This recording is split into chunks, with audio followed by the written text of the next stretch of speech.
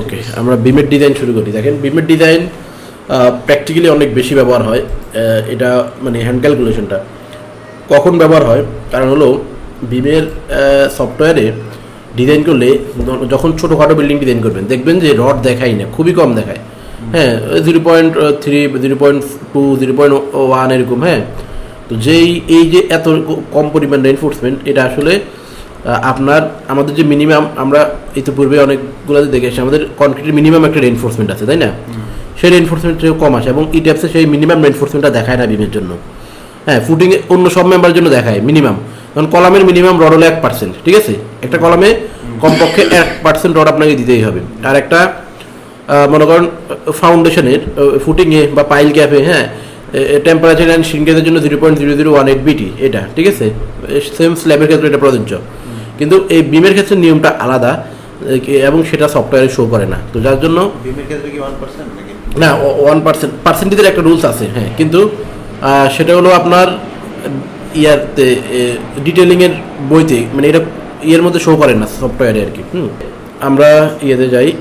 এখন দেখেন ওই যে আমি যেটা করছি আর কি, একটা এক্সাম্পল, আমি এই যে এক্সাম্পলের thickness calculation of beam, minimum thickness considering A B span 1 in continuous. দেখেন এই যে এ বি স্প্যানের, এই যে এ বি স্প্যান, এটা হলো এ আর হলো এটা হলো বি। এ বি স্প্যান, এই স্প্যানের কি এক ইন কন্টিনিউয়াস আর এক ইন ডিসকন্টিনিউয়াস, তাহলে এটাই ফলো করছি। দেখেন 1 ইন কন্টিনিউয়াস, ঠিক আছে? তাহলে আমরা L বাই 18.5, তাহলে L এর মান হলো 21.21 ইন্টু 12 ভাগ হলো 18.5 দিলে আমার 14 ইঞ্চি আসে। বিসি স্প্যানের জন্য বোথ ইন কন্টিনিউয়াস, মানে মাঝখানের স্প্যানটার জন্য, তাহলে দেখেন 10 ইঞ্চি হলো। এরপর সিডি স্প্যানের জন্য হলো 1 ইন কন্টিনিউয়াস আর আবার অ্যানাদার ইন ডিসকন্টিনিউয়াস, তাহলে এটা 9 ইঞ্চি হলো। তাহলে যেটা প্রথমে বলছিলাম আমার তিনটার কিন্তু 3 রকম ডেপথ আসে, তো আমি নিব হলো ম্যাক্সিমামটা, সেটাই নিছি আমি। হ্যাঁ, we consider to maximum depth 14 ইঞ্চি আসে, আমরা রাউন্ডিং করে 15 ইঞ্চি দিলাম এটাকে, ঠিক আছে? এখন হলো তাহলে আমরা লোড ক্যালকুলেশন করবো। তো প্রথমে হলো সেলফ ওয়েট অফ বিম। তো তাহলে আমাদের, সুতরাং আমি এখানে দেখেন প্রত্যেকটা স্প্যানের জন্য আলাদা আলাদা করছি। এ বি স্প্যান প্রথমে, তারপর আমি দেখেন আলাদা আলাদা করছি। লাইন লোড বলতে লাইন লোড কি? ওই যে পিএলএফ যেটা, সেটাই তো line load, pound per linear feet. হ্যাঁ, এটা তো মানে একটা লাইনের মধ্যে অ্যাপ্লাই হচ্ছে না, বিমটা তো একটা লাইনের মতোই, লাইন এলিমেন্ট। তাহলে দেখেন এই যে আপনি যেটা বলছেন সেটা আমি কিন্তু অ্যাকুরেটভাবে করছি, মানে যাতে জিনিসটা বোঝা যায়, প্রিসাইজভাবে করছি। ম্যাক্সিমামটা সব জায়গায় অ্যাপ্লাই করি নাই, যেখানে যতটুকু আসছে সেখানে ততটুকু অ্যাপ্লাই করছি, কিন্তু সেই ক্যালকুলেশনগুলো এখানে দেখা যায়, কারণ অনেক বড় হয়ে যাবে।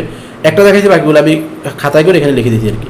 তাহলে দেখেন টোটাল ডেড লোড অনেক স্প্যানে এত লোড আসছে, আর এরপরে লাইভ লোডে স্প্যানে আসছে এত, যেটা আমরা ক্যালকুলেট করছি এই দুইটা, আর বাকিগুলোতে আসছে আরও কম আসছে। দেখেন এই যে 1955, 355, 1023, এটাতে আবার ওটা সবচেয়ে বেশি আসছে। হ্যাঁ, ওইটাতে সবচেয়ে বড় স্প্যানে বেশি আসবে, এটাই স্বাভাবিক।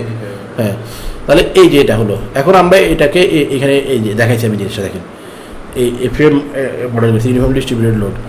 এই আমার হলো এটা কলাম কলাম কলাম কলাম, আর এখানে হলো 3টা স্প্যান করি।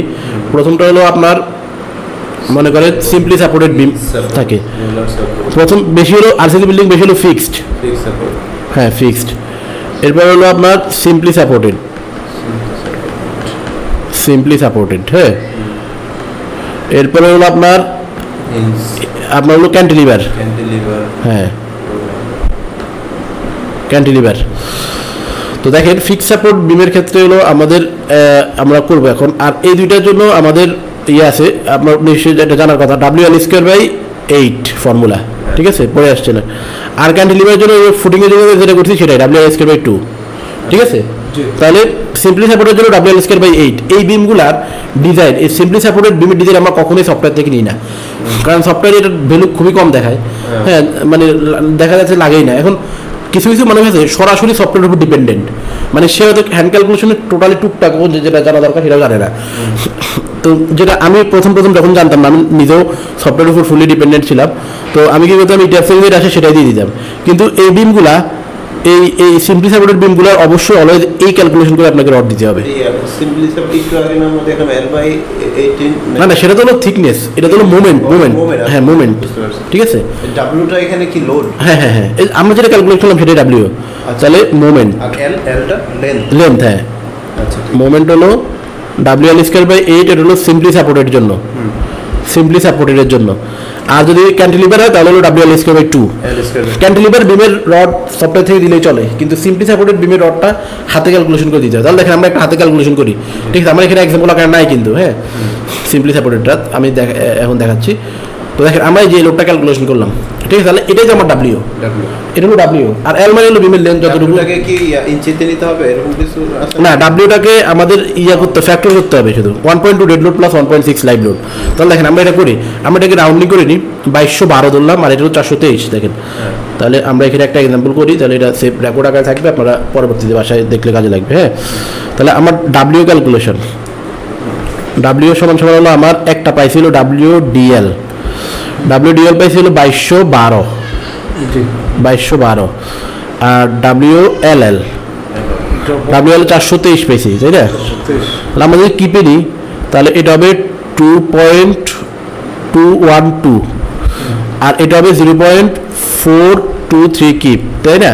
এটা হলো আমাদের আনফ্যাক্টরড লোড। যদি আমরা ক্যালকুলেশন করি, এখন এটাকে ফ্যাক্টর করতে হবে, তাহলে আলটিমেট লোড 2.212 into 1.2। হ্যাঁ, এটা হলো কিপে আসছে, কিপে মানে কনভার্ট করছে 1000 দিয়ে ভাগ করে। 2.212 into 1.2 আর 0.423 into 1.6। হ্যাঁ হ্যাঁ হ্যাঁ, তাহলে সুতরাং আলটিমেট লোড, হ্যাঁ, তাহলে আলটিমেট হলো আমাদের 1.2 ডিএল প্লাস 1.6 এলএল, ঠিক আছে? তাহলে 1.2 ইন্টু আপনার 2.212 প্লাস 1.6 ইন্টু 0.423 যেটা আসে। হ্যাঁ, তাহলে কত আসে দেখেন, 1.2 ইন্টু 2.212 প্লাস 1.6 ইন্টু 0.423। হ্যাঁ, তাহলে আমাদের আসতেছে হলো 3.3 কিপ পার ফিট, ঠিক আছে? তাহলে 3.33 কিপ পার ফিট, এটা হলো আমাদের আসছে। এখন তাহলে এটা হলো আমাদের আলটিমেট লোড, এটা দিয়ে আমরা রেইনফোর্সমেন্ট মোমেন্ট ক্যালকুলেশন করব, ঠিক আছে? তাহলে সুতরাং m equal to WL²/8, WL²/8, তাহলে আমার W এর মান আসছিল 3.33 ইন্টু L এর মান আসছিল আমাদের কত, 21 ফিট। আমাদের ক্লিয়ার স্প্যান আমরা মেনলি হিসাব করবো, আনসাপোর্টেড আর কি। হ্যাঁ, ক্লিয়ার 20 ফিট, হ্যাঁ 20 ফিট, হ্যাঁ, তাহলে 20 ফিট 20 হোল স্কোয়ার বাই হলো 8, তাহলে এটা হলো আমার মোমেন্ট, ঠিক আছে?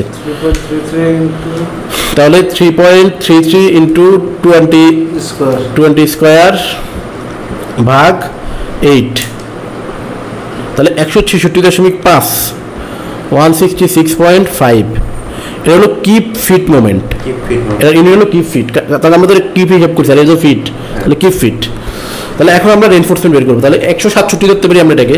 হ্যাঁ, কিপ পার ফিট আর কিপ ফিট, দেখেন জিনিসটা হলো আপনার এটা একক হলো কিপ, এটার ইঞ্চিতে নিতে হবে, কিপ ইঞ্চিতে নিতে হবে না? হ্যাঁ, সেটা আমরা নিব যে ক্যালকুলেশনে গিয়ে। তাহলে দেখেন এটা হলো কিপ, এটা তো একটা ধ্রুবক সংখ্যা, এটার কোনো একক নাই। তাহলে এখানে কিপ, এখানে ফিট, কিপ ফিট মানে জিনিসগুলো হলো আপনার এখানে বসাবেন। মানে আমরা কি করি এখানে ওটা বললেন, মানে একটা কিপ পার ফিট, প্রতি ফিটে এত, হ্যাঁ সেটা হলো লোড, আর মোমেন্ট হলো কিপ ফিট। মানে আপনার এই পুরো বিমের সব জায়গায় জুড়ে এই লোডটা পার ফিটে এতটুকু মোমেন্ট অ্যাপ্লাই হচ্ছে। হ্যাঁ, তাহলে দেখেন আমরা এখন মোমেন্ট পেয়ে গেলাম 167। তাহলে এখন এই স্টিল এরিয়া বের করবো, তাহলে A equal to আমরা জানি কি m/phi d minus a/2, এটাই তো আমাদের ফর্মুলা স্টিল বের করার, AS স্টিল এরিয়া। তাহলে এম হলো আমাদের 167, দেখেন 167, এটা আসে কিপ ফিট, আমরা এটাকে 1000 দিয়ে গুণ করে পাউন্ডে নিয়ে যাব, ঠিক আছে? ইন্টু 12 দিয়ে গুণ করে আমরা ইঞ্চিতে নিয়ে যাব। হ্যাঁ, তাহলে নিয়ে গেলাম। আর এখানে হলো ফাই এর মান, ফাই এর মান হলো 0. মোমেন্টের জন্য 0.90, ঠিক আছে? হ্যাঁ হ্যাঁ হ্যাঁ হ্যাঁ, এফ হলো 160 আমরা ইউজ করবো, তাহলে 60,000 হয়েছে না? হ্যাঁ, ইন্টু ডি, বিমের ডেপথ হলো 20 ইঞ্চি যদি আমরা ধরি, তাহলে ডি এর মান হবে কত? ডি মানে হলো 17.5 ধরবো আমরা। হ্যাঁ, কারণ এই যে এখান থেকে এই পর্যন্ত 2.5 ইঞ্চি, আমরা 1.5 ইঞ্চি তো ক্লিয়ার কভারই। তাহলে 17.5 বিয়োগ এটার মান, এর মান আমরা 1 ধরলাম, 1 ধরে পরে আবার ট্রায়াল দিলে হবে। ওকে, তাহলে দেখেন মোটামুটি আমাদের এটাই রড হিসাব করে দেখেন কত আসে। 167 ইন্টু 1000 ইন্টু 12 আর 0.9 ইন্টু 60,000 ইন্টু 17.5 মাইনাস 2 হাফ হ্যাঁ দেখেন কত আসে, এই 2.1 ইঞ্চি স্কোয়ার, এই রড বেড়ে গেছে আমাদের, দেখেন এগুলো 2.1 ইঞ্চি স্কোয়ার। আসলে এটা 17.5 কেন, এটা তো 1.5 ইঞ্চি। আচ্ছা দেখেন এখানে, ইঞ্চি বাদ গেলে এখানে দেখেন, আড়াই ইঞ্চি না, আড়াই ইঞ্চি। দেখেন দেখেন দেখাচ্ছি যে এখন ক্লিয়ার হবে, এই রড এখানে থাকে তাই না, 1.5 ইঞ্চি তো ক্লিয়ার কভারই দেয়। তাহলে এই এতটুকুই তো আমার 1.5 ইঞ্চি, আমার টোটাল ডেপথ হলো 20 ইঞ্চি তাই না, তাহলে 20 থেকে 1.5 চলে গেল, তাহলে 18.5, আর এইটুকু জায়গা তো আরও আছে, এই কারণে 1 ইঞ্চি আমরা ধরছি, এটা আরও কমও হয়, কিন্তু যখন রড বেশি হয় তখন 1 ইঞ্চি হয়ে যায় আসলে, মানে যখন এখানে ডাবল লেয়ার থাকলে। হ্যাঁ তাহলে আমাদের কত আসছে 2.18, এটাই আমার বিমের রড। তাহলে দেখেন এই 2.18 এখন আমরা কত মিলি রড ব্যবহার করবো, 16 মিলি। মনে করেন 16 মিলি রড ব্যবহার করলে অনেক বেশি লেগে যাবে, আমরা 20 মিলি ব্যবহার করি, তাহলে 0.48, ঠিক আছে, তাহলে কত আসে দেখেন, ভাগ তাহলে 2.1 ভাগ 0.48, তাহলে ডাবল লাগতেছে হলো দেখেন 5টা, ঠিক আছে, তাহলে 5টা 20 মিলি লাগতেছে। হ্যাঁ রাউন্ড ডেভেলপ সাইড না না, বিমে তো আমার বিজয় সংখ্যক ব্যবহার করতে পারবো, তার নিচে তাহলে- তিনটা উপর দুটো। হ্যাঁ 5 নোজ না, এটা শুধু নিচে রড, দেখেন সিম্পলি সাপোর্টেড বিম মানে হলো আপনার এখানে বটমে হবে টেনশন, টপে হবে কম্প্রেশন, ঠিক আছে, তাহলে এটাকে আমরা ওই যে সিঙ্গলি রেনফোর্স বিম যেটা বলছি, সিঙ্গলি রেনফোর্সের মতো ডিটেলিং করবো। সিঙ্গলি রেনফোর্স বিম মানে শুধু এক লেয়ারে রড থাকবে, এক লেয়ারে ফাঁকা থাকবে, কিন্তু যেহেতু কনক্রিটের মানে একটা প্রপার্টি হলো ক্র্যাক করে, সেজন্য আমরা ফাঁকা রাখতে পারবো না, আমরা একটা মিনিমাম রড দিয়ে দিই সেখানে, ঠিক আছে। তাহলে দেখেন এটা হলো আমাদের বটমের রড, ঠিক আছে, তাহলে বটমে হলো আমরা মোটামুটি আপনার 5টা 20 মিলি আমাকে দিতে হবে। তো এই তাহলে 5টা 20 মিলি আমি কীভাবে দিব ডিটেলিং, এক লেয়ারে তো 5টা 20 মিলি দেওয়া যায় না, ঠিক আছে, আমরা হ্যাঁ নিচে 3টা উপরে 2টা এভাবে দিব আমরা, ঠিক আছে। তাহলে এটা হলো আমার ক্যালকুলেশন এই সিম্পলি সাপোর্টেড বিমের জন্য। এই ক্যালকুলেশনটা আপনাকে অবশ্যই মুখস্থ করে ফেলতে হবে আমি মনে করি, ঠিক আছে।